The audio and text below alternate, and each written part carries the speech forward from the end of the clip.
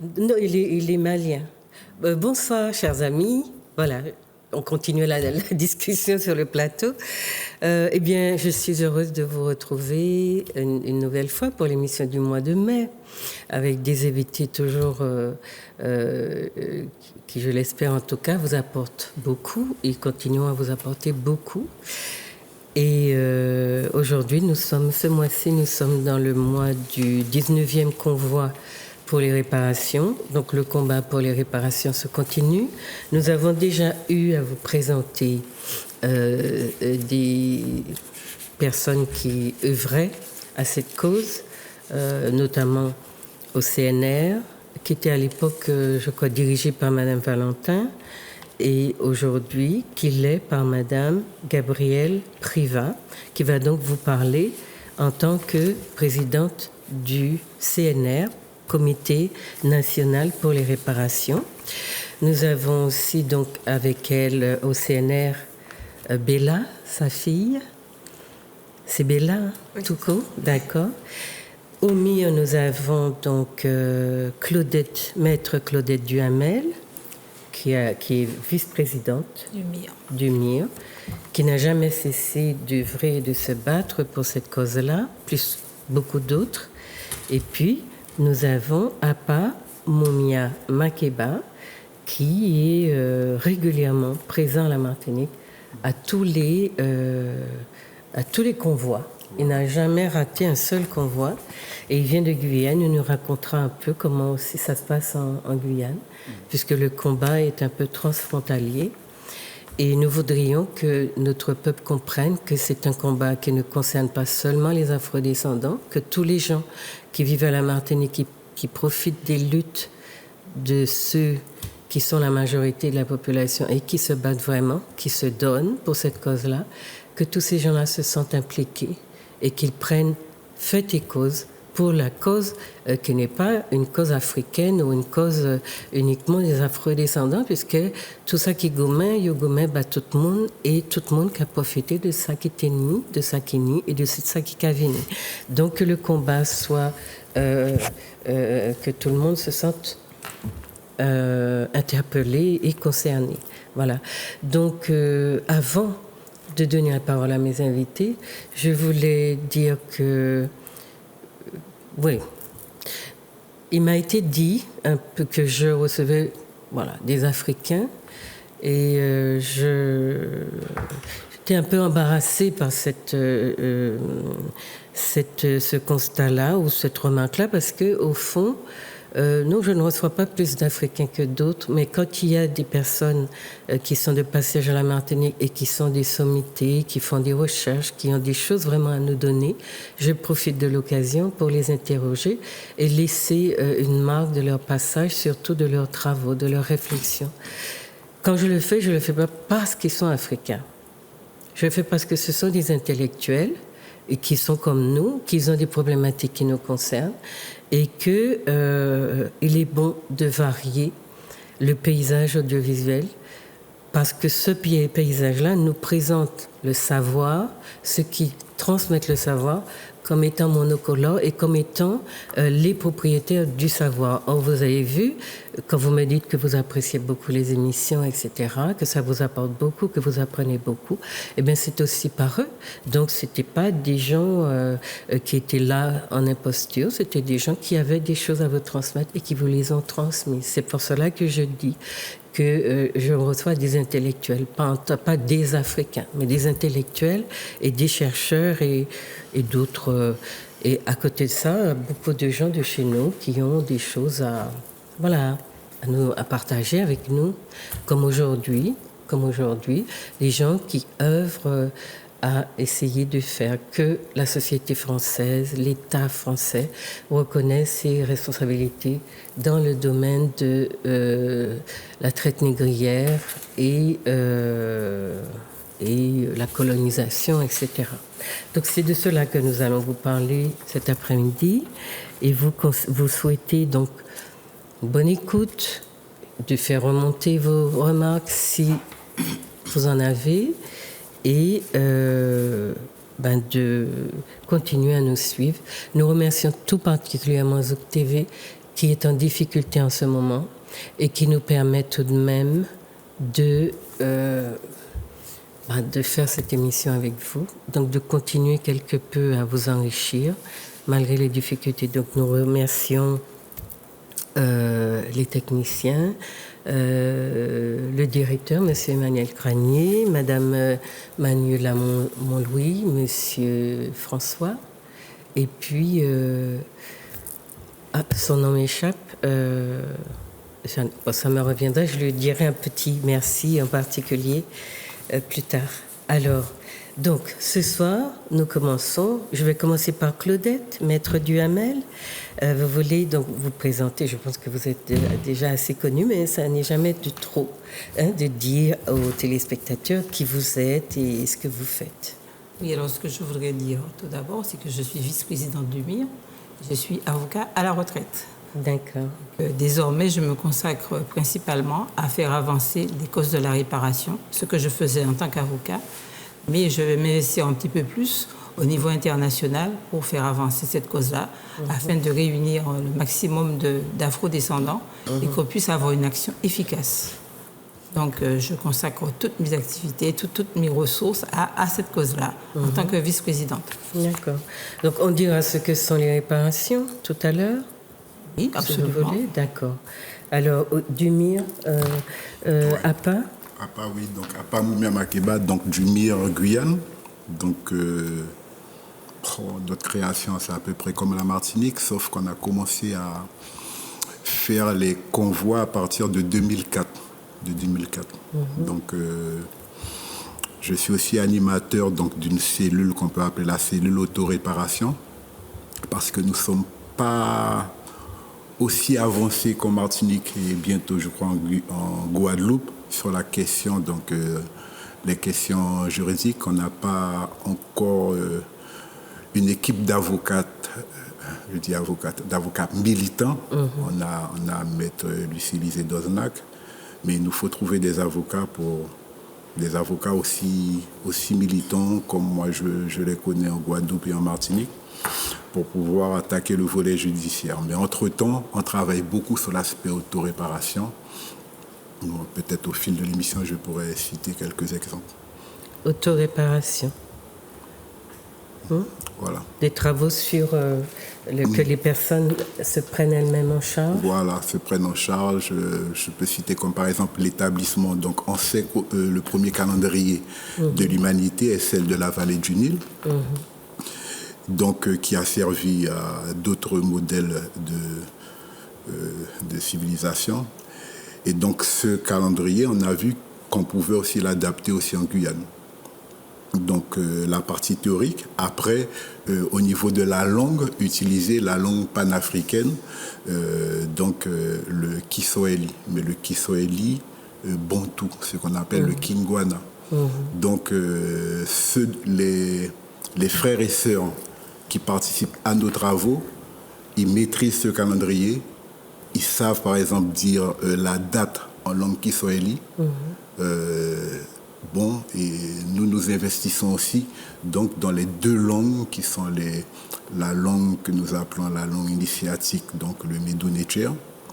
Mais surtout, ce qui est important pour nous, c'est la langue bantou. Donc, on le fait par des travaux d'application, donc l'application au calendrier. Et maintenant, nous avions commencé depuis 2 ans des travaux sur des faits pratiques, quoi. Donc, nous évoluons dans ce sens, mais surtout dans l'autoréparation. Et puis, dans l'autre domaine où nous avançons beaucoup, parce que nous avons la survivance africaine sur la vallée du Maroni. Donc, tout ce qui est sur la pensée spirituelle, la pensée symbolique, nous évoluons dans ce sens-là. OK. Alors, ensuite, nous avons donc sur le plateau, vous avez compris, chers amis, 2 associations qui œuvrent pour une cause qui a beaucoup de ramifications. Donc, le CNR, Comité national pour les réparations, est représenté ici par sa présidente, vice-présidente Gabrielle Privat. Bonjour Gabrielle. Bonjour Juliette, bonjour téléspectateurs.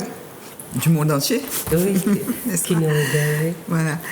Oui, donc je suis vice-présidente du CNR depuis 2 ans. Et je suis aussi enseignante à la retraite. Donc, effectivement, depuis 2 ans, j'ai beaucoup plus de temps pour m'occuper de l'association, on va dire presque à plein temps. Voilà. Donc, le CNR a été créé en 2013.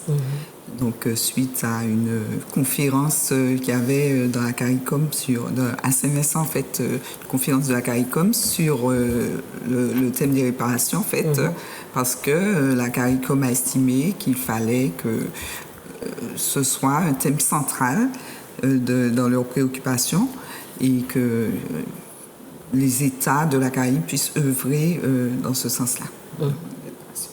Donc, ils ont demandé à cette conférence aux États qui étaient à la Martinique, qui étaient représentés par quelques militants, dont Garcés Malsa, de créer un CNR à la Martinique, un CNR à la Guadeloupe et en Guyane. Donc, voilà, depuis 2013, donc, notre CNR a été créé et fonctionne. Donc, voilà. C'est un comité qui est rattaché donc à d'autres comités dans la Caraïbe. Dans la Caraïbe. Est-ce qu'on peut rappeler aux téléspectateurs ce que c'est que le CARICOM ou la CARICOM? Alors, la CARICOM, c'est le... Caraïbe, c'est quoi? Oui, la CARICOM, c'est la commission... Alors, c'est... Pour que vous pourrez aller chercher sur Internet. Oui, CARICOM, oui, c'est une... C'est la communauté, alors, caribéenne. C'est une communauté caribéenne qui regroupe en fait plusieurs États.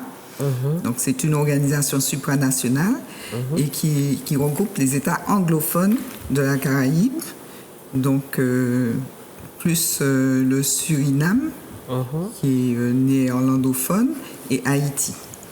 Et donc, les anciennes colonies françaises ou les colonies françaises n'en font pas partie, mais elles ont demandé à être attachées. Tout à fait. Donc, vous voyez, on est toujours largué quand il y a des choses, de telles initiatives qui nous aideraient à aller un peu de l'avant. Tout à fait. Donc, en fait, il y a 15 États et donc, plus 5 membres associés. 5 membres associés et d'autres pays, 8 pays donc, qui sont observateurs. D'accord. Nous sommes membres associés ou observateurs? Non, nous ne sommes même pas. Voilà, nous ne sommes ni membres associés ni observateurs. Nous sommes en dehors de... Non, nous ne faisons pas partie... et nous grattons à la porte. Nous sommes que pour les réparations, en fait. Oui, pour les réparations. Voilà, pour les réparations. D'accord. Pour les réparations, nous sommes intégrés. Voilà. Donc, autrement, nous sommes restés captives de l'appartenance à la France et nous avons tout le mal du monde d'ailleurs à vraiment voir les autres comme des personnes qui ont vécu des situations aussi dramatiques que nous. Et nous leur tenons la dragée haute parce que nous sommes persuadés d'être plus développés qu'eux, n'est-ce pas? Tout à fait. Voilà, chers amis, donc le CNR, c'est ce comité qui a été, dans le cadre de cette demande de la CARICOM, de se créer et qui essaye depuis donc 2013 de faire avancer la cause des réparations. Et puis Bella, qui est notre jeune sur le plateau. Bella. Alors, je suis traductrice. D'accord. Et j'apporte un peu une autre vision des choses au niveau du CNR parce que, en plus d'être traductrice, c'est vrai que je suis aussi artiste graphique. Donc, je fais beaucoup de veille informative. Je communique beaucoup aussi avec des partenaires dans les autres États, mais les États anglophones, puisque moi c'est anglais, français, anglais. Donc pour pouvoir faciliter le travail justement entre le CNR de Martinique et les autres entités justement caribéennes, parce que c'est pas toujours évident du tout, voilà, anglophone. Parce que d'ailleurs souvent on est oublié quand ces gens-là mettent en place des choses. Et c'est une arrière-pensée après de se dire ah mince, on n'a pas pensé à demander aux frères des îles francophones s'ils ont un truc à dire, s'ils ont la même chose que nous comme problème ou pas. Et c'est vrai que du coup, d'avoir quelqu'un à qui ils peuvent poser la question tout de suite, mais au fait... Et ça change un peu les choses, mais malheureusement, ça ne change pas assez vite parce qu'on n'est pas assez nombreux à avoir soit la compétence linguistique, soit la volonté d'investir cette compétence, si on l'a, dans ce type de combat-là, parce que c'est un combat, c'est pas évident. C'est un combat, c'est pas à l'échelle bottom. Et comment les gens comprennent, par exemple, votre engagement? Mal. Oui. Et, non, il y a des gens qui sont plus occupés par d'autres poursuites que de tenter de faire avancer les choses, même si c'est à pas de fourmi, au sein d'une association ou au sein d'une autre. Donc non, c'est vrai que c'est pas forcément bien compris ni bien perçu. Donc en général, j'en parle peu. Je me contente de faire ce que j'ai à faire, je parle pas trop de ce que je fais. Donc voilà. Et c'est vrai que non, on a besoin d'être vu par les autres, mais on a aussi nous besoin de voir les autres. Et souvent c'est la plus belle réussite de la colonisation, c'est le cloisonnement qui existe, parce que au-delà des territoires qui sont divisés par l'eau, le peuple, si j'ose dire, est divisé par les langues.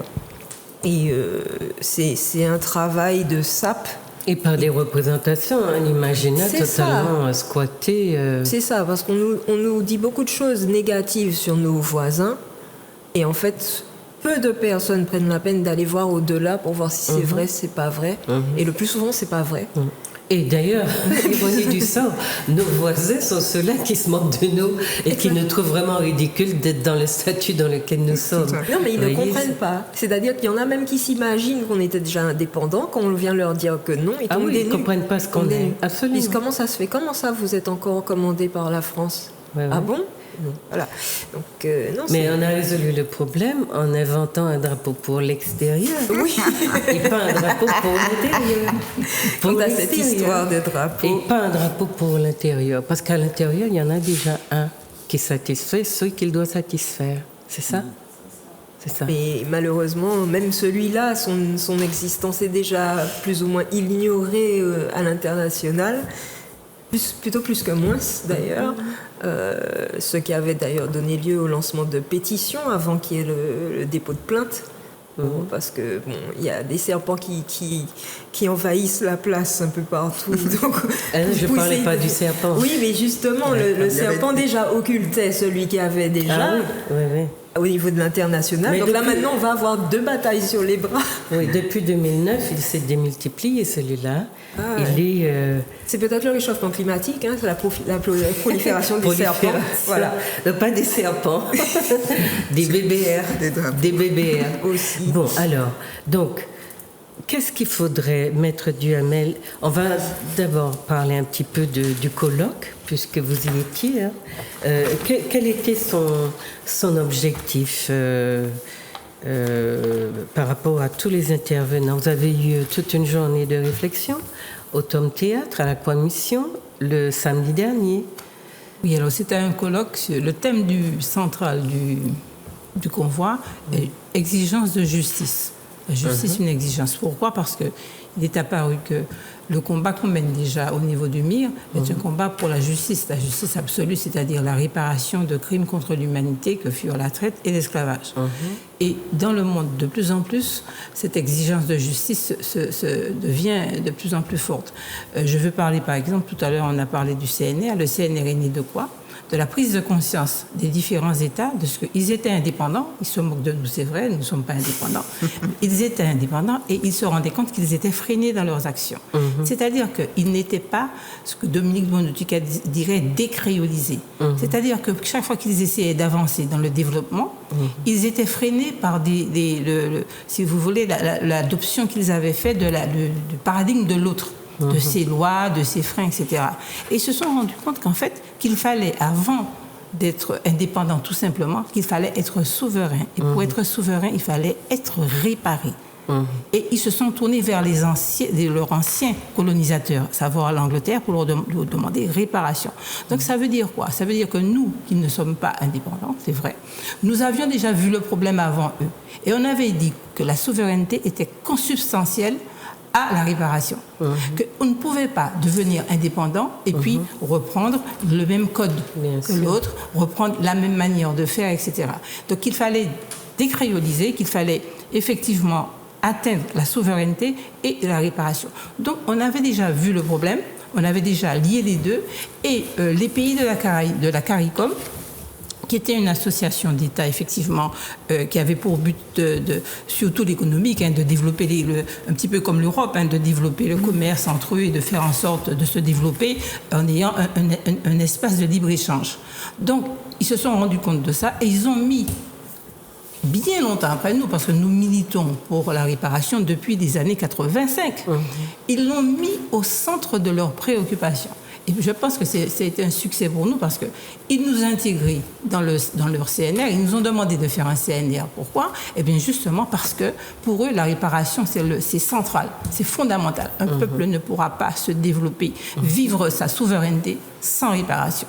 Donc, les CNR ont été créés en ce but, mais le MIR avait déjà agi bien avant, avec les procès qui ont été faits devant les tribunaux français, où on demande réparation, on demande notamment une somme assez importante pour mettre en place un collège qui va étudier les modalités de cette réparation. Parce qu'il ne s'agit pas de dire réparation, les gens ont une vue... Et puis ils ont trivialisé les choses en disant mais qui aura l'argent, qui va recevoir, comme si dans la tête des gens, on donnera une bourse et puis les plus La réparation, c'est une réflexion sur la manière d'amener un peuple à prendre sa pleine souveraineté. Et cela comme l'autoréparation dont on parlait tout à l'heure. Exactement. L'autoréparation fait partie de la réparation. L'autoréparation, mais je mets un petit bémol quand même sur l'autoréparation. L'autoréparation ne doit pas se faire sans qu'on ait déjà réfléchi en amont. Et c'est bien qu'ils fassent le travail maintenant. Mais nous pensons qu'il faut le faire au niveau des militants. Mais pour qu'on parvienne à une vraie autoréparation, il faut une réflexion sur la réparation, dont l'autoréparation. Et donc, on a donc lancé l'idée de réparation bien avant la Caraïbe. En ce moment, la Caraïbe, il y a des réflexions extraordinaires qui sont menées, qui sont vraiment... J'ai des gens qui travaillent en osmose avec la Caraïbe, et notamment le CNR d'ici, et c'est formidable. Donc, nous continuons sur ce plan-là. Au niveau du MIR international, on va au niveau de l'Afrique également. On organise des colloques en Afrique. On a organisé l'année dernière le colloque au Sénégal. Cette année, on va au Bénin où on se reconnecte avec nos ancêtres, avec des Africains, et on va faire en sorte d'avoir des relations très étroites avec l'Afrique et la diaspora, afin que nous ayons, si vous voulez, une véritable relation culturelle avec ces Africains, puisque c'est de là que nous venons. Eux aussi s'intéressent au convoi. Et c'est aussi dans cette dynamique-là qu'ils sont. Il y a le convoi d'ici, le convoi qu'on fait depuis 2001, et puis on fait un convoi pour réparation au Bénin, en relation avec les Béninois. Et nous espérons qu'il y aura un MIR au niveau de chacun de ces États. On a fait le Sénégal, on va faire tous les États de l'Afrique de l'Ouest qui ont été colonisés par les Français, parce que c'est la langue qu'on parle. Et puis je pense que ça va s'étendre à l'Afrique, dans le cadre du panafricanisme. Là aussi, le panafricanisme ne pourra pas se concevoir sans qu'il y ait une réparation pour l'Afrique, pour tous les afro-descendants. Il y a une réparation qui est incontestable, qui est due à l'Afrique. Et c'est un travail, vous avez compris, c'est un travail immense, et ce travail qui nous dépasse et qui continuera après notre mort. Parce que c'est très... Mais comme je dirais à la jeune qui est à côté de moi, il ne faut pas avoir peur de dire qui on est. Il ne faut pas avoir peur d'en parler. Il ne faut pas rester. Je pense que quand on a commencé le premier procès, les gens se moquaient de nous. Mais on a tenu bon. Comment vous demandez la France réparation? Et maintenant, on se rend compte que les Caribéens nous suivent, même les États-Unis, tout le monde nous suit. On réfléchit. Donc ça veut dire qu'on se moquait de vous au début, mais quand on mène un combat juste, et c'est le sens de notre combat, et c'est pour ça qu'on a appelé le colloque exigence de justice, parce que la justice de plus en plus est au cœur des débats. Il suffit de voir ce qui se passe en France. Hein. En France, les propres Français qui se sentent tellement écrasés qu'ils font des manifestations. Ce sont les gilets jaunes. Hein. Et qu'est-ce qu'ils demandent? Justice sociale, justice fiscale, justice. Et partout dans le monde. Donc c'est un combat. Non, mais il ne faut pas avoir peur de mener. Même si on est ridiculisé, même si les gens se moquent de vous, vous savez que vous avez raison. Il faut avoir l'audace de son combat. Mais comment expliquez-vous? Est-ce que dans la Caraïbe, les gens, l'adhésion des gens à ce combat-là est aussi faible que chez nous? Au niveau de la Caraïbe? Oui. Mais ce sont les chefs d'État. Ce sont les chefs d'État des différents pays caribéens. Là où ils sont quand même en avance, nous n'avons ici même nos élus, à part Garcin Malza qui était élu à cette année, qui ne l'est plus, nos élus font la sourde oreille. Ah oui, bien ils n'entendent pas. Il y a eu la décennie des afro-descendants. On a eu quelques élus qui viennent avec nous, mais ça reste limité. Mais quand on parle de réparation, on ne les voit plus. Alors que ça veut dire que nos élus ont démissionné. Des États de la Caraïbe, des chefs d'État, des présidents de la République vous disent que c'est nécessaire, c'est important. Vous continuez à regarder ailleurs. Mais tant pis, de toute façon, le combat, on va le mener. On aura l'appui. Mais il a été déclaré qu'il n'est pas question de réparation à la Martinique. Ça a été officiellement dit. Hein? Oui, ça a été officiellement dit, mais c'est le combat. Si on mène le combat, c'est parce que c'est officiellement dit. C'est pour vous dire qu'il ne faut pas forcément attendre que ce soit nos élus qui prennent ce combat-là. Alors, sur les relations donc, avec la Caraïbe sont plutôt bonnes. Oui, elles sont excellentes, puisque le CIN, c'est le CNR. Hein, Et s'il y a des gens qui veulent assister, par exemple, vous organisez des colloques, il y a des choses. On a organisé un colloque samedi, le 11 mai. Non, là, c'est un colloque ici, mais dans la Caraïbe, vous y allez. Oui, on y va. Oui. Alors parfois nous sommes effectivement invités au colloque, au sommet, en fait, aux manifestations dans la Caraïbe. Bon, nous ne pouvons pas tout le temps y aller, puis pour des raisons financières, des raisons financières, mais nous étions allés par exemple à Trinidad. Aux États-Unis, une fois. Voilà, nous étions allés au sommet pour le sommet des réparations aux États-Unis à New York en 2015. Hein, d'ailleurs, Claudette y était également. Et par la suite, l'année d'après, nous sommes allés à Trinidad aussi. Alors, c'était pas un sommet pour les réparations, mais c'était un sommet sur le commerce de la diaspora, en fait. C'était dans le cadre du Festival de l'Émancipation. Voilà. Ah oui, c'est intéressant. Et donc, c'était une rencontre d'entrepreneurs et d'investisseurs afrodescendants, aussi bien du continent africain que des États-Unis et de la Caraïbe. Les États-Unis qui s'organisent d'ailleurs sur cette base-là, en intra, mais qui sont en train d'être combattus pieds et poings. Sauvagement, puisque ça dérange effectivement. Le but de l'Occident est effectivement d'empêcher que les Noirs n'accèdent à de la richesse, à du pouvoir, surtout à du pouvoir économique. C'est la seule façon de les maintenir en domination totale. Et c'est même dit dans les instances les plus importantes. Il faut empêcher les Noirs d'accéder à la richesse. Pourtant, l'Europe vient de prendre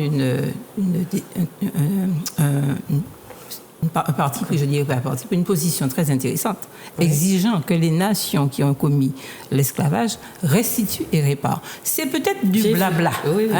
C'est peut-être du blabla. Mais ce n'est pas par hasard qu'ils ont pris c'est parce qu'il y a des pressions qui se font. Il y a des gens qui militent. Comme je redis encore, il ne faut pas avoir peur. En France, il y a le CRAN, mais il y a aussi le MIR-France. Mais il y a plein de... La décennie des personnes d'ascendance africaine, c'est l'ONU, c'est une instance aussi internationale reconnue. Et comment expliquez-vous que nos élus ici, qui sont chargés de mettre en place, comment expliquez-vous cette résistance, ce refus de nos élus de laisser même une porte ouverte pour que nous expliquions à la population ce que signifie la décennie des personnes d'ascendance africaine, alors qu'ils ouvrent leurs portes à tous les gens qui viennent de partout. Et puis des gens qui créent des mythologies dans notre population, qui sont chargés d'être des Martiniquais de je ne sais de quelle génération. Je ne sais pas comment ils ont construit ce pays-là, mais nos élites, nos élus leur ouvre grand la porte, parce que probablement ça fait aussi exotique, et qu'il est question de casser le courant qui veuille que, effectivement, la Martinique est d'abord construite par des afro-descendants. Et ça gêne beaucoup parce qu'il ne faut surtout pas que les Martiniquais, qui sont bien racisés dans leur âme et conscience, s'imaginent seulement qu'ils doivent quelque chose à l'Afrique. Voilà la forme de relation, de réaction qu'on a lorsqu'on s'adresse à nos élus pour qu'ils prennent la décision de nous laisser venir expliquer. Alors, je dirais que ce n'est pas faute. Une faillite totale des élus en Martinique. Une faillite aussi bien de tout l'univers. Mais pour ce qui se passe aussi à Saint-Luc, c'est-à-dire que les élus ont extrêmement peur. Ce sont des gens qui, je le dis franchement, parce que j'ai bien observé, comme vous dites, il y a la décennie qui a été décrétée par l'ONU. Je ne sais pas si vous vous rendez compte. Ça donne une couverture. Absolument, ça les protège. À la CTM, une couverture et une ouverture. Au maire, à un tas de gens, à tous les élus, ça leur donne une couverture et ça leur permet effectivement d'ouvrir le débat. Eh bien, ils refusent de prendre ce incompréhensible. Je disais que ce n'est pas faute de les avoir sollicités. Parce que c'est en plus le CNR qui, devant l'inertie un petit peu de l'administration, des pouvoirs publics, c'est le CNR qui a décidé de faire la journée de lancement de la décennie des personnes internationales des personnes d'ascendance africaine ici en Martinique en janvier 2016. Yes. Et on a interpellé toutes les municipalités, toutes les administrations, l'éducation nationale, et vraiment aucune réaction. Personnellement, j'ai écrit à toutes les bibliothèques pour qu'elles nous permettent de faire. Alors, il faut le souligner, la médiathèque du Mont-Rouge, la médiathèque du Saint-Esprit, la médiathèque de quelle commune du non. Il y a eu 2 ou 3 médiathèques qui ont accepté de nous recevoir, et il y a eu à l'Atrium aussi une première présentation. Mais toutes les autres... Il faut dire que la municipalité de Fort-de-France est partie prenante. Tout à fait. Bon, partie prenante, d'accord. Mais moi, je trouve que cette adhésion ne se manifeste pas de manière aussi importante. Parce que c'est quand même la capitale. Je le dis comme je le pense. Je pense que cette décennie aurait dû être plus importante à Fort-de-France. Nous avons des moyens, ces élus-là ont des moyens de faire en sorte j'ai trouvé qu'il y a une participation à ce qui est le moteur, c'est toujours la même chose. Les associations, c'est le CNR, c'est mis, on est moteur. Et ces gens-là se mettent derrière. Oui, on va venir. Mais c'est pas à nous, c'était à vous, élus, de prendre en charge cette chose-là. Et vous avez les moyens financiers de le faire. Nous, petite association, on n'a rien. On a les cotisations. De temps en temps, on a un sponsor par-ci, par-là. Mais on n'est pas on n'est pas riches. Donc, les mairies, tous ceux qui sont élus, la CTM, tout ça, ils ont les moyens de faire ça. C'était l'occasion rêvée de poser ce problème. Parce qu'en Martinique, il y a un problème de racisme, là, je le dis là, tout de go, il y a un problème de racisme de plus en plus important. Moi, je croyais, à mon âge, j'ai 68 ans, je croyais que c'était fini de dire celui-là est un peu plus noir. Et c'est encore pire. J'écoute les jeunes, mais c'est encore pire. Les gens qui sont de couleur, qui ont la peau foncée, sont de plus en plus marginalisés. Souffrent beaucoup. Alors, je me suis posé la question de savoir comment on a régressé. On a régressé dans ce pays. On est de plus en plus raciste. Les gens ont un racisme rampant. Et je me suis demandé pourquoi. Et je pense que le problème, c'est la démission de nos élus. On a eu quand même des élus comme Césaire qui ont prôné la négritude et tout. À un moment donné, les gens étaient fiers d'être noirs, et puis maintenant, les gens noirs se cachent. Faut dire, j'en aurais terminé parce que je suis un peu bavarde, qu'il y a un phénomène qui se passe en Martinique, et je tenais à le dire. Dans certaines communes, tous les enseignants du primaire sont blancs. Ça. Tous les enseignants du primaire sont blancs. C'est tous les élèves. À Tartane, à Trinité. Comment pouvez-vous... Alors, vous imaginez qu'en France, qu'il y ait des communes où tous les enseignants sont noirs. Franchement, ce n'est pas une question de race quand même. Vous ne pouvez pas donner à nos enfants des gens qui viennent de l'extérieur en majorité. Et le résultat, je pense que c'est de cela, de là que ça vient. Non, le résultat, c'est de là que ça vient. C'est grave. C'est délibéré. Ils sont transformés. On ne les reconnaît pas. Et les parents ont du mal à communiquer avec eux parce que tout le modèle, toute la référence, c'est la maîtresse qui a dit « Toi, tu es nul, toi, tu n'as rien à me dire. » Et c'est la maîtresse qui, la maîtresse que, la maîtresse K. Personne ne réagit. Je veux une toute petite anecdote. Lors d'une manifestation, il n'y a pas très longtemps, à Tivoli, au parc de Tivoli, donc on montrait à un petit garçon qui était là, qui disait, on lui demandait quel est cet arbre. Ça devait être un coubaril ou un mahogany. Il a dit c'est un chêne. Il n'y a pas de chêne en Martinique. Donc c'est la maîtresse. La maîtresse a dit qu'il y a des chênes, qu'il y a des peupliers. Voilà. Donc c'est ce qu'il connaît. Donc un gros arbre là, mais c'est un chêne. C'est un chêne, oui. C'est un fromager. C'est un fromager. Le changement des fiches pédagogiques. Faut arrêter avec ça. Faut arrêter cette éducation où on donne à nos enfants des références françaises. Mais on le dit depuis une autre géographie, une autre. Non, faut arrêter ça. Il faut. Oui. Alors pour avoir fait une courte incursion au niveau de l'éducation nationale en tant que contractuelle, et pour avoir aussi eu une petite expérience en termes d'éducation en Grande-Bretagne notamment, moi j'ai vu pas mal de choses, et moi quand je regarde les manuels scolaires, d'ailleurs c'est bien simple, pendant les 2 ans pendant lesquels j'ai enseigné ici, je n'utilisais aucun des manuels qu'on m'a donnés. On me les a donnés, je les ai mis dans le casier et je ne les ai plus regardés pendant toute l'année. Pourquoi ? Parce que j'enseignais l'anglais. Quand vous ouvrez un manuel scolaire d'anglais qu'on donne à nos enfants ici en Martinique, alors que nous sommes dans la Caraïbe, entourés d'États anglophones, vous avez alors que les recommandations, si vous voulez, les recommandations officielles depuis au moins 2002-2003 disent de privilégier des documents authentiques, de privilégier des situations qui sont présentées, qui correspondent à des réalités culturelles dans lesquelles l'élève peut se projeter, etc. Vous avez encore quoi ? Jordan and Michael in the kitchen. Voilà. C'est-à-dire vous avez des choses qui sont complètement didactisées alors que ça va à l'encontre des recommandations, mais qui sont en plus didactisées avec des personnages eurocentrés globalement, avec même le contenu même des fiches de vocabulaire. On vous donne du vocabulaire pour vous décrire quelqu'un. On donne ça aux enfants. La première année qu'ils commencent à apprendre l'anglais, les premières choses, c'est se présenter, décrire quelqu'un, dire qu'est-ce qu'on a dans sa famille, s'il y en a un chat, 2 chiens, une maman, 4 sœurs, 5 frères.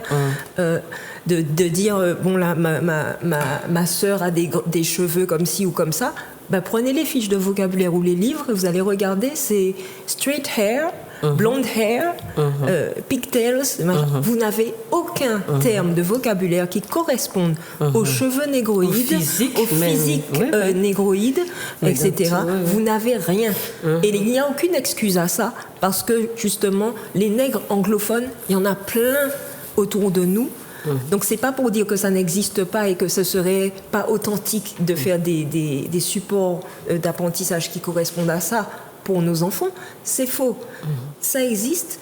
Et la France applique, c'est tellement plus facile d'avoir des colonies dans le monde entier et d'avoir un seul support éducationnel qui est balancé à tous les peuples, à toutes les cultures, parce que la France, avec son système de colonisation, elle englobe toutes les cultures, et des cultures bien sûr non blanches, et forcément elle se croit obligée, ou elle se sent obligée d'appliquer, puisque les autres n'ont pas de culture, n'est-ce pas, d'appliquer, de venir avec sa violence symbolique, d'appliquer des techniques, des méthodes, des manières d'appréhender le réel qui déconnectent ces peuples-là. D'ailleurs, regardez-les, ils finissent en bam-bam, ils sont écrasés, ils sont mous, à Tahiti, ils sont énormes comme ça. Nous-mêmes, on est en passe de devenir aussi comme ça. À force de boire et de manger, on a fait de nous, de nos peuples, un peuple de jouisseurs.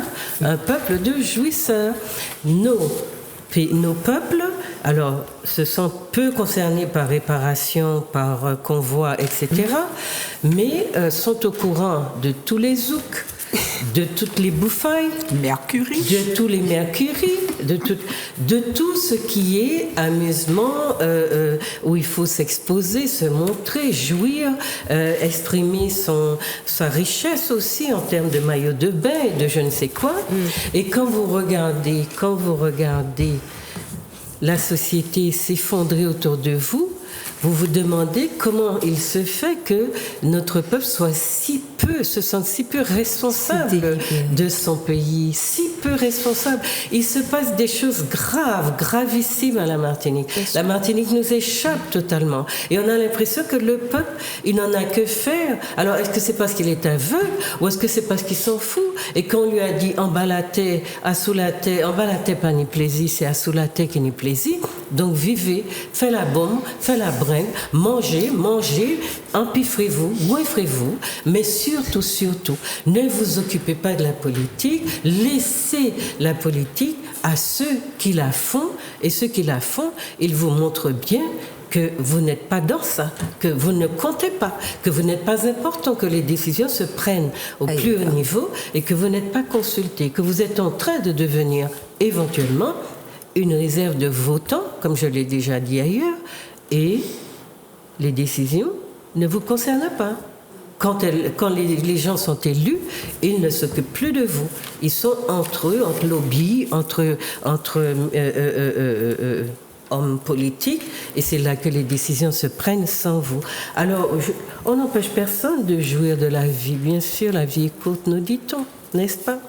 Mais si les autres ne s'étaient pas battus pour nous, de quoi aurions-nous joué aujourd'hui si les autres n'avaient pas construit un semblant de société démocratique avec des acquis sociaux et tout ça? C'est très important qu'on comprenne que nous, là, avec cette manière de vivre, nous n'avons rien à laisser à nos enfants. Premièrement, ce sont des petits écervelés, et deuxièmement, ils seront tellement francisés, tellement sortis de leur culture, etc., que ce seront des espèces de petits clones qui sont colorés parce qu'on n'a pas encore trouvé le moyen de totalement faire disparaître la couleur. D'accord? Pensez-y. Vous êtes responsable aussi de votre société. Elle vous appartient. Et pensez que vous l'avez encore parce que vos aînés se sont battus pour ça. Et pensez que ceux qui se battent pour les réparations, et les réparations, eh bien, se battent pour que vous ayez vos enfants. Parce que ce n'est pas ceux qui se battent actuellement qui verront les résultats, que vos enfants ont peut-être une chance d'être des hommes, traités comme des hommes dans une société qui regarde et qui prend en compte leur humanité. C'est cela qui nous intéresse cet après-midi. Alors j'avais demandé à Claudette tout à l'heure, et est-ce que par rapport aux conférences, est-ce qu'on peut, par exemple, dire les intervenants, ce que ça a apporté, parce que j'ai vu qu'il y a eu des résumés, enfin des contenus très portés sur les injustices au niveau de l'État, de la justice, telle que la justice se pratique chez nous. Voilà. Moi, il y a un point où je voudrais un peu insister, parce qu'on a connu en Guyane tout récemment, il y a une année ou 2 ans, 2017, c'est ça? 2017, une très très grande manifestation.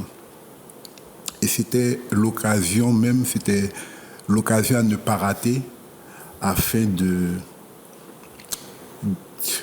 guider les frères et les sœurs sur une alternative plus dans l'esprit de justice, de réparation. Et malheureusement, en particulier les médias ont favorisé un groupe de personnes pour aller vers ce que Roland Delanan, il a tenu une conférence juste avant que je vienne ici, qui avait un succès. Je ne partage pas l'avis de Lynn là-dessus, où il a critiqué les leaders sévèrement. Autant je ne suis pas d'accord, peut-être le fait de critiquer parce qu'il demandait de l'argent, moi c'est la façon. Parce qu'à la fin, cela s'est terminé par Macron qui dit je ne suis pas le Père Noël. Donc on voyait bien qu'effectivement il y avait une faille. au lieu de s'orienter vers la question des réparations. Parce que là où je vais nuancer, où je suis un peu d'accord avec Roland, je vais nuancer, c'est le fait de mettre une demande d'argent, mais dans l'esprit de rattrapage. C'est ça. On a le même problème. C'est ça. C'est le poison, c'est ça. Rattraper qui? En 2009, on a eu le même problème. C'est un peu ça. Donc nous, on essaie de travailler surtout sur des faits historiques majeurs. Des faits historiques majeurs, c'est pour ça qu'avant de poursuivre le périple, on commence le périple dès la Guyane. Donc depuis 4 ans, on fait une marche qui nous lie Kourou à Rémire. Et on a choisi volontairement Kourou. C'est un fait majeur. La deuxième expropriation de nos parents s'est faite à l'intérieur d'un autre continent, en Guyane. Il s'agit de l'expropriation des habitants de Kourou et de Sinamari. Plus de 6 ou 7 villages.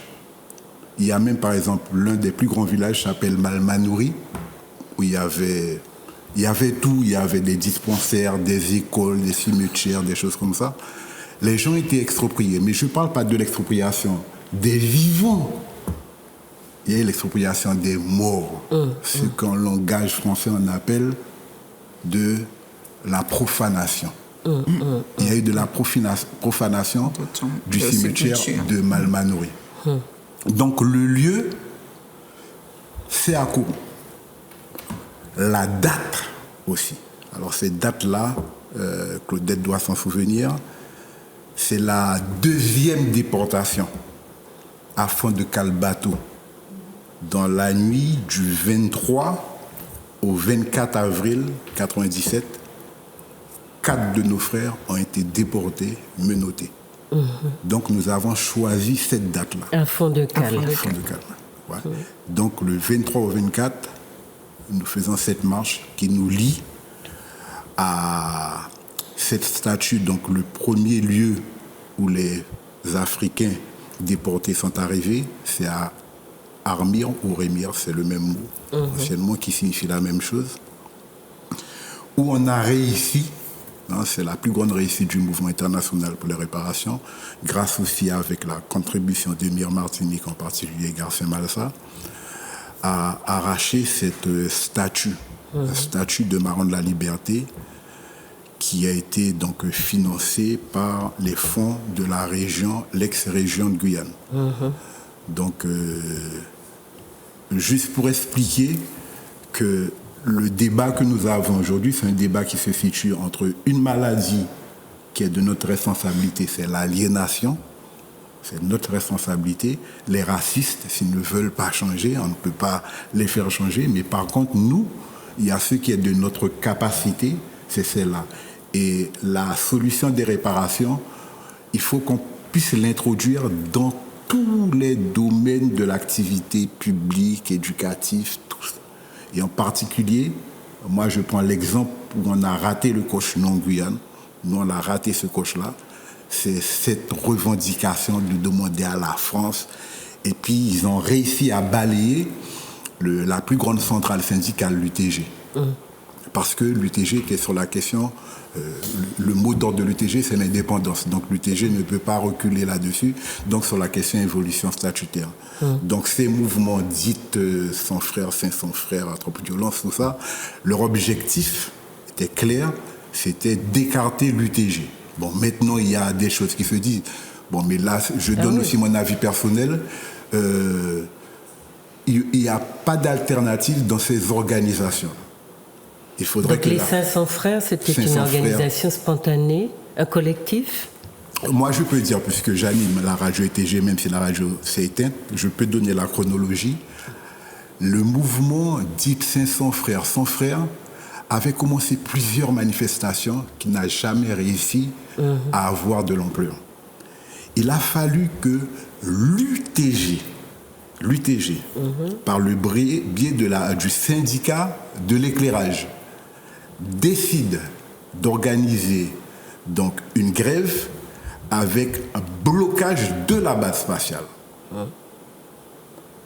Et que eux, ils viennent en soutien, et du soutien, ils sont transformés en parasites, ils ont parasité le mouvement. Voilà. Et pour pouvoir réussir la grève générale, il n'y avait pas eu 2 centrales syndicales, il n'y a pas eu 3.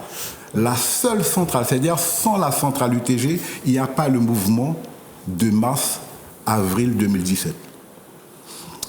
Une seule presse de France a donné cette information. Même la presse de Guyane n'a pas donné cette information. Comme chez nous. Ouais. Bon, on va en rester là. Je parlais alors, Gabrielle, des intervenants, les thématiques. Vous avez eu 2 marraines? Oui. Alors, il y a eu Dr Jos Pélage, Josiane Jos Pélage, qui est, on va dire, devenue la spécialiste incontournable concernant la problématique de chlordécone.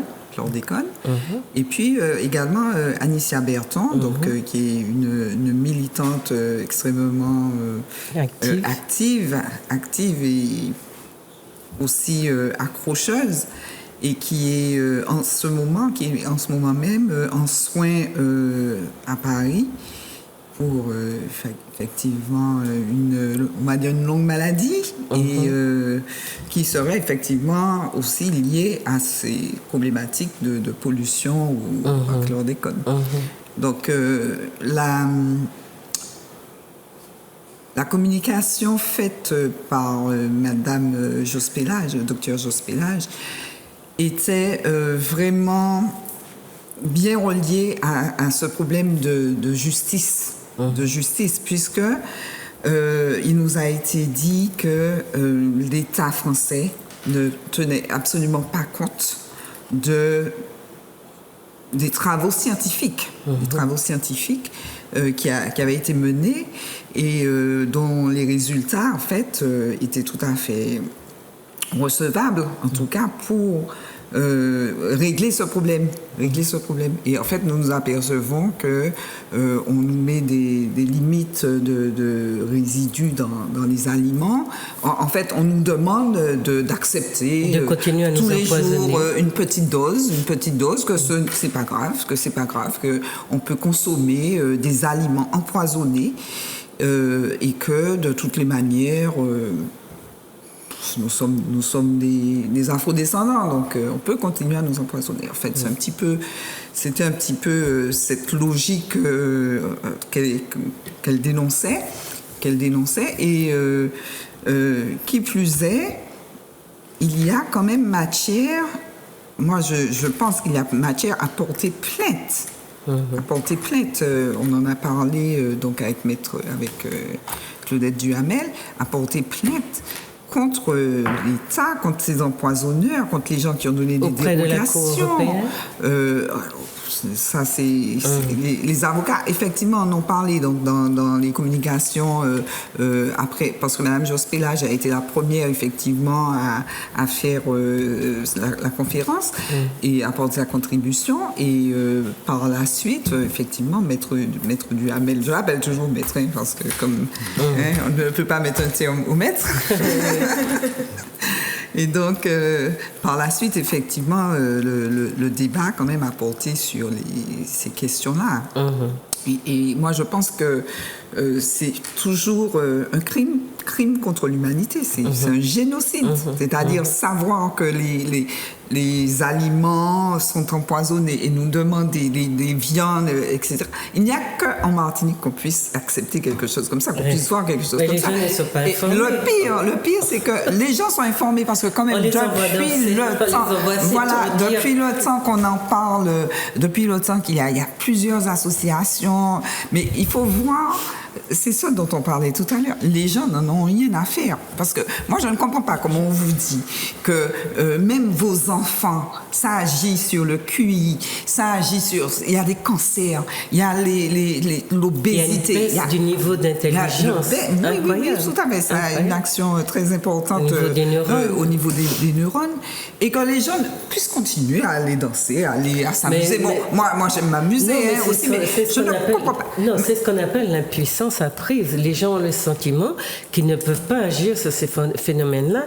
Et le fait que notre société se soit urbanisée, citadénisée très vite, a cassé toutes les formes de solidarité, a cassé toutes les formes d'implication, a développé une forme d'égoïsme, d'individualisme tellement vite que les gens sont entrés dedans de manière brutale et n'ont pas encore eu le temps de composer avec à la fois l'altruisme et l'individualisme, et ça donne quelque chose aujourd'hui qu'on appelle l'impuissance apprise. C'est vraiment... Moi, je trouve ça grave, parce que c'est grave. Au niveau des... Mais c'est comme ça qu'on domine les peuples. Mais au niveau des manifestations, je veux dire des associations et des manifestations de rue concernant ces problématiques-là, il y a deux pelés, trois tendus. Oui, je veux dire, si on est arrivé à réussir une centaine de personnes dans une manifestation contre le chlordécone et tout ça, même l'épandage aérien, c'était pareil. Il n'y a pas plus. Je ne comprends pas. Ça touche la Martinique, ça touche la mer, ça touche les ruisseaux, les rivières. Ça touche tout le monde normalement. Tout l'environnement. Et tout l'environnement. Et bon, moi je vois que on se mobilise pour autre chose. Ah oui, vous aurez invité un grand professeur de je ne sais quel pays, et vous auriez eu, vous auriez manqué de place dans votre... Moi je trouve que c'est vraiment dommage. Non, mais c'est triste. Quoi. Non, ça c'est suicidaire et il faut l'analyser, il faut qu'on l'analyse, qu'on prenne le temps de faire l'étude de ce comportement de relâchement. Un peuple qui ne se protège pas, qui n'a pas le sentiment du danger, c'est un peuple qu'on a réussi, chez qui on a enlevé l'amour de soi, mais qu'on a enlevé tout instinct agressif. Et cet instinct-là est tourné contre lui-même, parce que l'agressivité, au bon sens du terme, c'est cela qui vous fait survivre. Pour avoir répondre, satisfaire à vos besoins, il faut un petit peu d'agressivité naturelle pour savoir vous protéger et prendre la part qui vous revient dans les choses. Eh bien, nous, on a gommé ça en nous et on l'a au contraire travaillé pour que ça se retourne entre nous, pour qu'on s'entre-dévore. C'est ce qu'on appelait l'hétéro-agressivité, hein. Au lieu de l'exprimer contre l'autre, on l'exprime contre nous, donc c'est l'endo-agressivité. Mais la question de se défendre, de se protéger même son environnement, il faut aller chercher dans pourquoi nous n'avons jamais eu le sentiment que la Martinique nous appartenait. Qu'est-ce qui s'est passé dans la façon qu'ont les dominants de s'approprier la société. On l'a bien vu à Sainte-Luce. À Sainte-Luce, il a été dit samedi ou dimanche que la société martiniquaise, la plage, le littoral appartient à la France. Et ce sont les Français qui étaient protégés. C'est clair que même pour les Martiniquais qui se battent, le sentiment d'impuissance les a gagnés depuis longtemps parce qu'ils ont souvent été concentrés à des scénarios comme cela. Donc quand nous disons aliénation, etc., il faut que nous comprenions aussi ce qui se... Oui ? Pas d'accord avec vous. J'ai l'impression que la manière dont vous parlez là, c'est fini, c'est désespéré. On a fini, qu'il n'y a plus rien. On a tout tourné contre nous. Pour moi, je milite depuis plusieurs années. C'est vrai que je n'ai pas vu le bout du tunnel, mais je ne crois pas que ce soit fini. Dans le colloque qu'on a fait, c'est un colloque qui rappelle un petit peu un forum que j'avais fait sur droit, justice et légitimité à l'époque où j'avais été attaquée par les magistrats. Je crois que c'est vrai qu'on a l'impression que le Martiniquais ne réagit pas. Mais nous sommes dans un état de sidération. C'est vrai que les Martiniquais sont dans un état de sidération. Tout à l'heure, on a parlé de jouisseurs. Moi, je dirais qu'il y a beaucoup de désespérance. Faut pas croire. Quand on a une fuite en avant comme ça, c'est-à-dire qu'on est dans une situation où on est tous en train d'être empoisonnés. Parce que, qu'est-ce qu'elle a dit, Mme Jospélage ? On est empoisonné régulièrement. Donc, nous sommes tous les Martiniquais. Elle a dit 92, mais c'est 100% des Martiniquais qui ont le chlordécone dans le sang. C'est 100% des Martiniquais qui sont empoisonnés. Donc, c'est un problème sanitaire majeur. C'est-à-dire que les cancers vont se développer et commencent à se développer. D'ailleurs, Anicia, l'une des marraines, c'est une personne qui souffre dans sa chair parce qu'elle a cette maladie là, alors que c'était une militante debout. Donc, nous sommes dans une catastrophe sanitaire. Nous subissons effectivement une aliénation de plus en plus prégnante, puisqu'on a de plus en plus des fiches pédagogiques. Tout est tourné vers... Et malgré ça, on continue. Il y en a qui continuent. Moi, je crois qu'il y a une désespérance dans ce peuple-là. Mais on ne peut pas dire que tout est perdu, que l'État français a réussi à nous retourner à notre agressivité contre nous, et qu'au lieu de la diriger vers ce qui doit être dirigé, vers le colonisateur, nous la dirigeons. Moi, je dis qu'il faut faire très attention. Parce que je pensais ça à un moment. Parce que quand on milite, je comprends tout à fait ce que veut dire Mme Suyalda, parce que quand on milite, au bout d'un moment, on dit, mais c'est pas possible, les gens ne réagissent pas, on est en train de les tuer, ils sont en train de mourir, l'État français envoie des colonies de Français qui occupent tous les postes à responsabilité, il y a pratiquement plus de pas un seul magistrat noir, ils nous donnent, qu'est-ce que c'est, on est là comme ça, on ne bouge pas. Moi, je dis qu'il faut faire très attention. Parce qu'on a eu 2009 qui était un avertissement. On a eu 2009. Moi, j'ai vu des gens défiler dans la rue j'ai vu leur regard, ça s'est arrêté, c'est vrai, mais c'est toujours là. Vous croyez que les gens qui sont là et qui manifestaient, qui parlaient, qui disaient des choses terribles, ces gens-là ont oublié? Non, moi je vous dis franchement, il faut faire attention. Que c'est vrai qu'il y a des jouisseurs, mais il y a surtout, derrière le jouisseur, il y a le désespéré. Et il nous faut redonner de l'espérance. Et c'est le travail. Bon, pour le moment, c'était le travail des associations. Si c'est CNR, c'est MIR, on le fait. Et je pense qu'il faut faire ce travail-là, parce que sinon, j'arrête de militer. Si on me dit que l'État français a gagné, moi, c'est pas la peine. Je vais me coucher là, je prends un bouquin, je lis, j'ai fini avec ça. Mais à partir du moment où moi, j'ai décidé de faire de militer au sein de ces associations, de programmer un colloque, de faire... Alors, parlons-en de ce colloque. Il y a eu cette intervention de Mme Jospélage qui a été fondamentale. Où les gens qui étaient là, ils n'étaient pas nombreux, ont compris que l'empoisonnement était général. Maintenant, nous faut porter cette parole. Parce que vous savez que les gens ne savent pas. Nous avons des médias, parlons des médias. Les médias font tout pour taire cette chose-là. Ils présentent ça de telle façon que les gens n'ont pas l'impression que c'est grave. Mais c'est gravissime. Donc, il y a cette chose-là à faire. Mme Jospélage l'a fait à notre niveau. Qu'est-ce qu'il y avait dans la salle? On dit à peu près 30 à 40. Non. Et c'est 30 à 40 qui ont été informés. Bon, maintenant, il faut que nous ayons des soldats en Martinique. Et je pense que quand on va réussir, à travers les mouvements de réparation qu'on fait, à avoir ces soldats, on va arriver. Parce que les gens attendent aussi. Les gens attendent, ils élisent des gens. Il ne faut pas vous faire... On a les élus qu'on mérite, mais on a aussi les gens, quand ils ont élu un certain nombre de personnes, quand ils ont élu un certain nombre de personnes, ils s'attendaient à voir des choses bouger. Ils ne voient rien bouger. Parce que souvent, on compte parce que c'est la soi-disant démocratie représentative. On compte sur celui qu'on dit, bon, il va peut-être nous défendre, il va peut-être parler du chlordécone, et puis l'État français va comprendre, parce qu'eux, ils ne se sentent pas du tout... ils ne font pas de politique. Eh bien non. Le jour où le peuple va comprendre que ce n'est pas la peine de compter sur les élus, sur aucun élu en Martinique, vraiment aucun en ce moment, le jour où on aura suffisamment de soldats, et je pense qu'on l'aura, et je pense que c'est pour ça que je vous ai dit que je pense qu'il faut qu'il y ait des gens qui se consacrent à ça. L'idée de réparation, vous ne vous rendez pas compte du chemin qu'on a fait sur la réparation avec notre petite assignation ridicule, et comment c'est allé en cours de cassation. Il y a un avocat blanc, je dis un avocat blanc, c'est celui qui a pris le dossier, qui s'est tellement intéressé à la chose que le gars est prêt à aller en Europe, il est prêt à aller au Cour international de justice. Eh bien, c'est formidable. C'est-à-dire qu'on commence à avoir des alliés ailleurs. Donc, il ne faut pas désespérer. Et il faut continuer. Alors, pour revenir à ce colloque, on a des gens qui sont venus parler, on a des avocats qui sont venus nous parler. Non seulement il y a eu le chlordécone, mais des luttes politiques. Et c'était merveilleux. Des luttes politiques, des luttes des syndicats. Comment il y a eu un grand parcours, un grand combat. Ce qui s'est passé en Guyane, en Guadeloupe, comment des confrères, les avocats étaient mobilisés pour défendre des syndicalistes, justement dans l'affaire des Guyanais, où on avait mis 4 camarades à fond de cale, ce qui était un symbole terrible pour nous. Moi, quand j'ai su ça, c'était à pleurer, ça m'a fait frémir. Je me suis mise dans ce combat-là sans même réfléchir, et j'ai même été poursuivie parce que j'ai dit à la justice qu'elle était coloniale, parce que, effectivement, mais cette lutte-là, ça reste, ce sont des gens qui sont là, qui ont marqué et qui continuent. Et ça avance. Et moi, je dis, ça n'avance pas comme on aurait aimé que ça avance, mais il ne faut surtout pas dire que le combat est perdu. Même si tous les instituteurs de tartane sont blancs, je dis que ce n'est pas perdu. Qu'à n'importe quel moment, ce peuple qui a su quand même 4 siècles et demi d'esclavage, et un beau matin, 22 mai, ils ont dit c'est fini.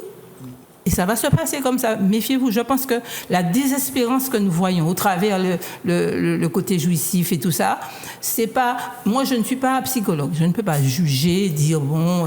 mais je sais que je sens des ferments de rébellion. Je sens ça dans mon peuple. Et je ne peux pas désespérer. Claude, je reprends la parole pour dire que je suis d'accord. C'est plus. Parce que, non, les raisons qui font que nous sommes là et que je fais ce genre de travail, c'est aussi ça. C'est que si je n'y croyais pas, si je croyais qu'on était déjà foutus, on n'aurait pas continué à parler de ces thématiques. Mais il y a deux niveaux dans ce qui se dit là. Il y a ce que je dis, qui est que la société qui ne donne pas, les médias qui ne donnent pas au peuple l'information qu'il faut aux heures de grande écoute et qui ne lui présentent pas la gravité des choses, fait que tout ce qui, par contre, est de l'ordre du jouissif, de la fête, du cassave, de ci, de ça, est exploité, médiatisé, et les gens entendent ça à longueur de journée par des spots publicitaires très très forts, et ils s'enferment dans ça, et entre eux, ils ne discutent que de ces choses-là. Donc les médias sont responsables. Mais quelque part, il y a dans tout ce qui circule sur les réseaux sociaux, Facebook, etc., les gens ne peuvent pas ne pas être touchés par un certain nombre de choses. Donc, souvent, ils passent dessus parce que c'est un problème. Ils passent dessus, ils glissent, c'est un problème, je ne veux pas me prendre la tête, je ne veux pas m'embêter. À force de se comporter de cette façon-là, ils se déconnectent des vraies problématiques de leur société. Et c'est ce qui me fait dire qu'on ne peut pas vivre à sous la terre, il faut profiter de plaisir parce qu'en bas la terre panie, parce que nous sommes des êtres humains et que notre dignité et les valeurs que nous véhiculons, qui font que nous sommes un peuple martiniquais, nous devons prendre soin ou avoir le souci de les transmettre et de ne pas nous laisser écraser, même après 4-5 siècles de colonisation. Voilà ce qui pour moi est important, parce que le travail que nous menons, je n'ai jamais considéré que c'était fini, que nous étions finis, mais je sais, parce que j'ai d'autres exemples, qu'il y a des peuples au bout desquels on est venu. Il y a des peuples qu'on a laminés, exterminés. Et nous faisons partie des peuples en danger, je l'ai déjà dit, signalé dans d'autres émissions. Donc, c'est vrai, peut-être que la situation peut changer d'un revers de main, mais depuis 2009, dont Maître Duhamel parle, eh bien depuis 2009, les gens qui devaient avoir peur ont eu très peur. Et ils ont pris beaucoup de dispositions pour que plus jamais ça ne se passe. Donc, il faudra d'abord combattre ces dispositions, les contourner ou les comprendre, parce que c'est subtil, avant de dire qu'on va recommencer 2009, ce qui est peut-être qui se refera un jour, on espère. On ne va pas recommencer 2009, parce que 2009 n'a pas abouti. Non, il faut réussir. On a interrompu. Recommencer la lutte et la réussir. Lorsque l'on voit ce qui s'est passé, lorsque l'on voit ce qui s'est passé à Sainte-Luce il y a 10 jours, une dizaine de jours, on se dit, ça donne un peu d'espoir. On se dit que rien n'est perdu. Parce que la Martinique, bon, je ne vais pas dire c'est levé comme un seul homme, mais il y avait une forte il y a eu plus de 1000 personnes. Plus de 1000 personnes qui ont défilé. Ils n'étaient pas là tous les 1000 en même temps. Mais les gens, premièrement, le matin, il y avait effectivement un certain nombre de personnes. Ils sont venus faire quelque chose, ils l'ont fait. Ils l'ont fait, et les gens, il y avait des femmes, il y avait des enfants, il y avait des jeunes, il y avait des moins jeunes, tous ensemble sur le même combat. Et là, et le deuxième j'entendais les gens dire, et moi qui a fait mon plaisir, mon peuple me fait plaisir. Les gens faisaient ces réflexions-là.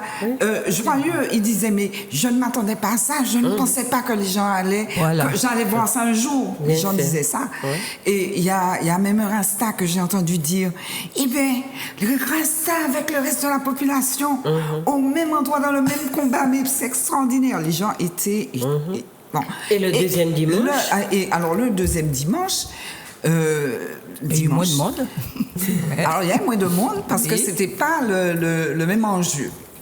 puisque les barrières étant tombées. Il y avait moins de monde, mais plus de gendarmes. Il y avait moins de militants. Il y avait moins de militants et plus de gendarmes, parce qu'il y avait aussi la sous-préfète qui était sur place. Qui a donné l'ordre aux gendarmes d'être là. Oui, bien sûr. Alors, c'est vrai que la sous-préfète étant là, donc il y avait un déploiement de gendarmes. Mais en fait, je pense que comme ils avaient été dépassés par les événements le premier dimanche, parce qu'il y avait comme gendarmes de peu les quatre tendus, en tout cas sur place, parce que peut-être qu'ils étaient planqués ailleurs, mais sur le site, il y avait que quelques gendarmes qui protégeaient les maisons des personnes, qui n'ont absolument pas gêné les manœuvres qui se déroulaient, qui n'ont pas empêché que l'on enlève les clôtures, etc. Ils étaient là, ils assistaient. Mais dimanche dernier, je pense que ça aurait pu dégénérer sévèrement parce que ils ont carrément fait. Mais moi, je n'ai pas compris. Ils ont carrément fait un mur de gendarmes, Exactement. Et puis, on ne pouvait pas passer, alors que pendant toute la semaine, les gens allaient courir, marcher, les gens étaient contents, les gens de Sainte-Luce ou les gens qui ont l'habitude de faire leur footing passaient là sans problème. Et là, subitement, dimanche, on a vu par vidéo une fille qui a été repoussée. Mais cette réaction-là est venue après, soi-disant, une rencontre avec le préfet et le maire de Sainte-Luce. Oui, depuis le dimanche. Donc, ça ne me dérange pas les gendarmes qu'ils envoient.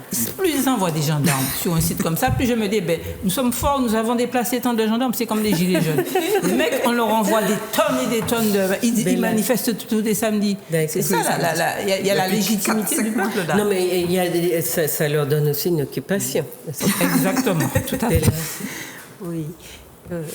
Non, franchement, moi, j'ai rien à dire pour les événements de Sainte-Luce, ils parlent d'eux-mêmes, je pense. Mais sur le colloque, les thématiques, l'intérêt de travailler, vous n'êtes pas de celles qui pensent qu'on est fini.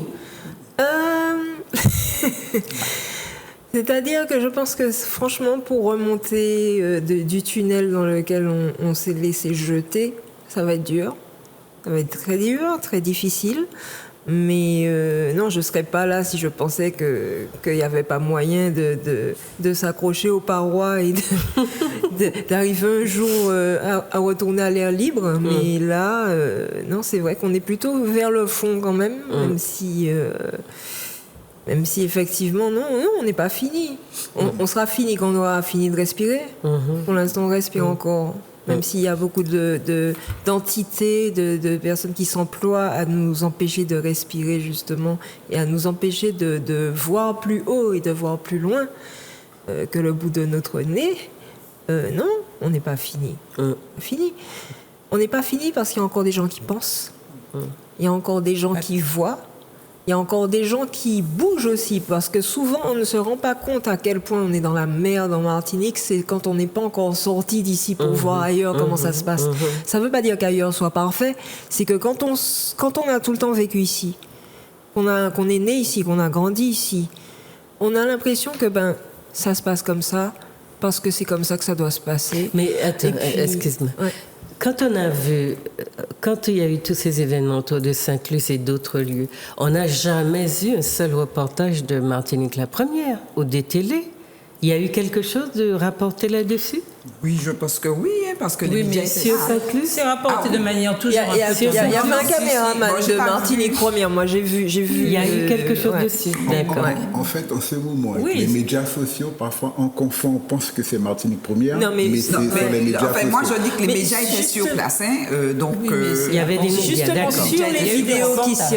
Sur les vidéos qui circulent, notamment sur Facebook, il y en a au moins une où on voit le caméraman de Martinique Première avec sa caméra avec écrit Martinique Première dessus. Donc là, on ne peut pas dire qu'ils n'étaient pas là. Si on voit son caméra, oui, non, mais c'est bien ça. Si on voit sa caméra, ce sont les médias sociaux qui nous ont donné ces informations-là. Oui, mais moi, comme je ne regarde pas la télé, je ne vais pas pouvoir te dire si on a montré après ce que le caméraman a filmé, mais le caméraman était là. Moi, si vous pouvez... Il était là. Si vous pouvez... Est-ce que je peux... Il était sous le nez des compléter gendarmes. Ou ajouter quelque chose? Je pense que dans le colloque, il y a le fils de Marilyn Dahomey qui a posé une question. Bon, moi j'ai voulu porter je ne sais même pas si c'est une contribution, mais ce n'est pas une réflexion. Parce que cette question-là, je l'ai déjà entendue et je pense que nous aurons souvent cette question-là. C'est-à-dire qu'on demande aux spécialistes juridiques de nous conseiller par rapport à nous, notre volonté, notre revendication. Je crois qu'on aura toujours on aura toujours ça. Et je me souviens, pour Mumia Abu-Jamal, ils avaient fait un séminaire sur cette question-là, la conférence urgence pour Mumia. Et cette question était posée, il y a eu des avocats, et je me souviens, quelqu'un a dit, le peuple demande la liberté pour Mumia. Maintenant que les avocats disent un nouveau procès, c'est eux, tu vois. Et donc, moi, je crois que on a des avocats, et puis il y a le peuple aussi, ce que le peuple. Après, aux avocats de voir comment il fait.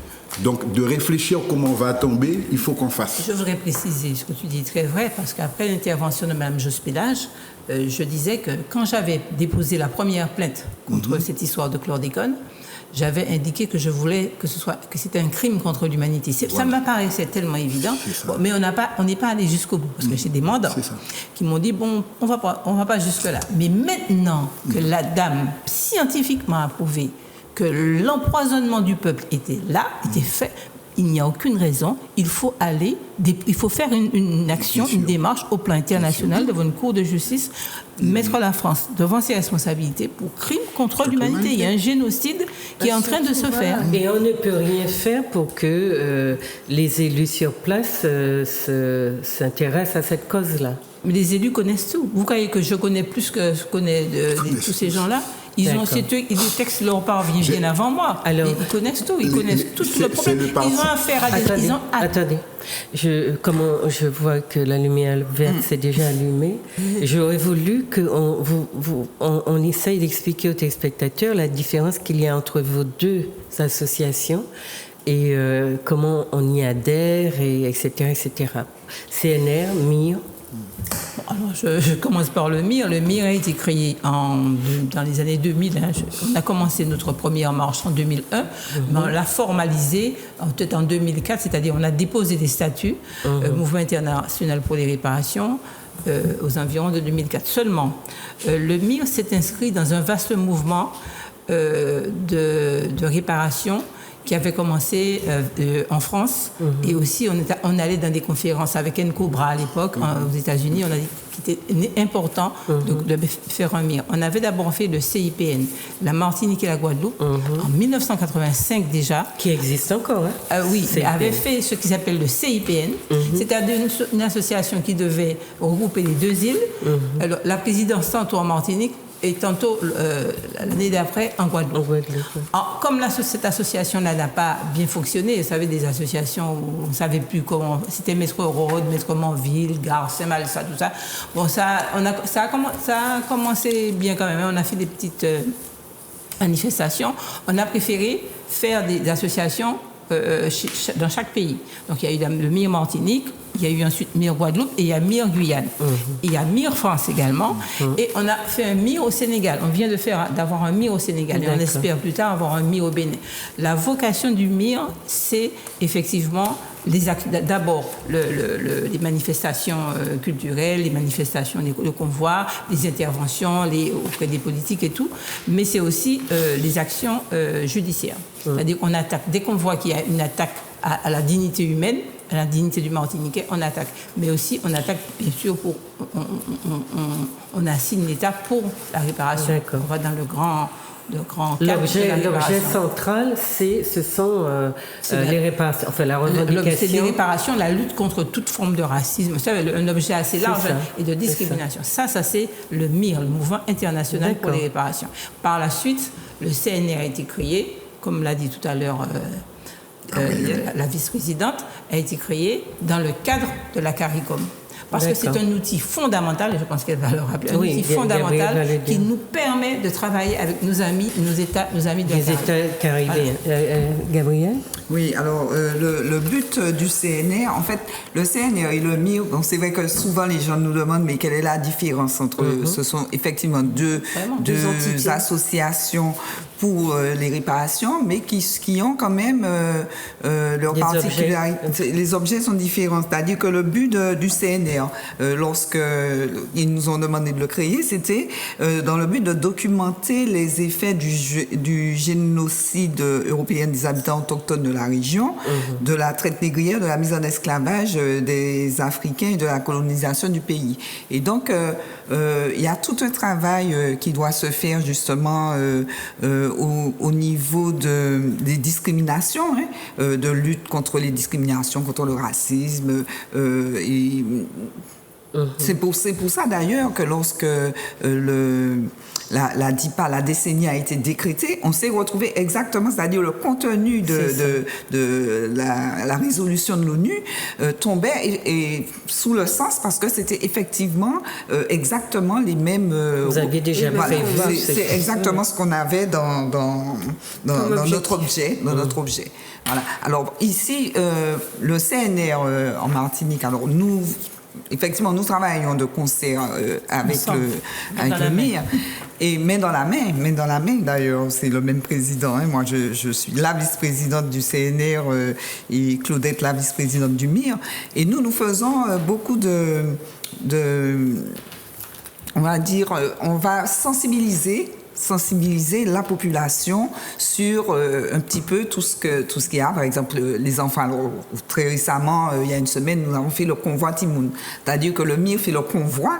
Et puis, nous nous sommes dit il y a 4 ans, mais bon, le convoi, ça s'adresse surtout aux adultes, on marche le soir et tout ça. Mais qu'est-ce qu'on fait? Est-ce qu'on pense aux enfants? Qu'est-ce qu'on fait pour les enfants? Et on a décidé de mettre en place ce convoi Timoun, et qui est... on va marcher un petit peu. On aura aussi le groupe à pied, tout ça pour faire un petit peu, l'événement, créer l'événement. Et puis, nous nous sommes dit qu'il fallait effectivement créer des ateliers autour de cela. Alors, chaque année, c'est un thème différent. Et là, cette année, nous étions à la savane des esclaves. À la savane des esclaves, donc qui est une entreprise qui a été créée par Monsieur Larose et qui retrace un petit peu la vie sur du temps de l'esclavage. Et il y avait près de, en tout cas, une 50aine d'enfants inscrits. Et je peux vous assurer que les enfants étaient ravis de voir d'apprendre, de découvrir justement cette vie. Et l'après-midi, nous avons fait des ateliers, connaître la Martinique, étudier le matché langue martinique, aussi... il y avait des jeux d'antan et tout ça. Donc, c'était vraiment... c'est quelque chose... Ça permet de sensibiliser les enfants qui viennent accompagnés de leurs parents, bien sûr, parce qu'on s'adresse là aux enfants. Il y avait des enfants entre 2 ans et 16 ans. Et sinon, nous faisons des randos aussi, les randos mémoire.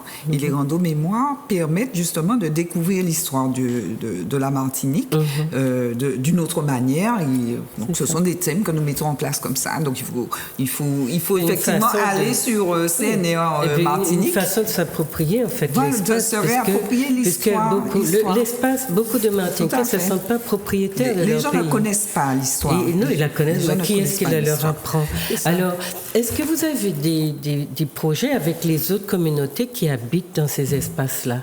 Est-ce que c'est seulement les afrodescendants qui sont concernés par la question des réparations ou par ce que fait le CNR et le MIR?